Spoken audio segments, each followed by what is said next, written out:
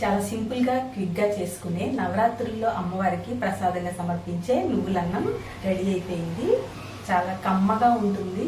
అమ్మవారికి సమర్పించి మనం కూడా తీసుకుంటే కూడా చాలా ఆరోగ్యమే. అన్ని ప్రసాదాలు కూడా ఆరోగ్యంగా ఉండేటట్లే మన పెద్దలు డిసైడ్ చేశారు కదా, ఏమేమి ప్రసాదాలు పెట్టాలో నవరాత్రుల్లో అని చెప్పేసి దీన్ని ఒకరోజు చేసి అమ్మవారికి సమర్పించండి.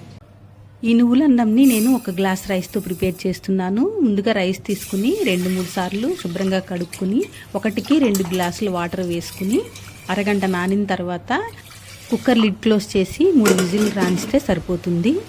ఈలోపు దీనిలోకి నువ్వుల పొడిని ప్రిపేర్ చేసుకుందాం.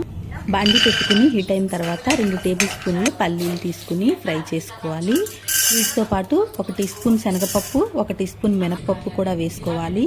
అవి వేగుతుండగానే మనం తినే కారాన్ని బట్టి ఎండుమిర్చి యాడ్ చేసుకుని కొన్ని కరివేపాకు రెమ్మలు కూడా వేసుకుని వేగాక 2 టేబుల్ స్పూన్లు నువ్వులు వేసుకుని చిన్న మంట మీద వేయించుకుని స్టవ్ ఆఫ్ చేసేసుకోవాలి. ఇవి చల్లారిన తర్వాత మిక్సీ జార్లోకి తీసుకుని దీనికి సరిపడా ఉప్పు వేసుకుని గ్రైండ్ చేసుకుని పక్కన పెట్టుకోవాలి. ఈలోపు రైస్ చూద్దాము. చూడండి, ఇలాగా పొడి పొడిలాడుతూ కుక్ అయిపోతుంది అనమాట.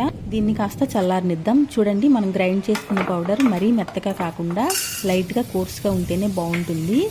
తాలింపు కోసం ఒక ప్యాన్ పెట్టుకుని 1 టేబుల్ స్పూన్ ఆయిల్ వేసుకున్న తర్వాత శనగపప్పు, మినప్పప్పు, ఆవాలు, జీలకర్ర, ఎండుమిర్చి కూడా వేసుకుని అవి వేగాక కొన్ని బాదం ముక్కలు, కరివేపాకు కూడా వేసుకుని 1 స్పూన్ నీళ్ళు వేసుకుని మనం ఉడికించి పెట్టుకున్న రైస్ని దీనిలో మిక్స్ చేసుకోవాలి. ఇప్పుడు గ్రైండ్ చేసి పెట్టుకున్న నువ్వుల పొడిని దీనిలో వేసుకుని మొత్తం అన్నానికంతా కూడా చక్కగా పట్టేలాగా మిక్స్ చేసుకోవాలి.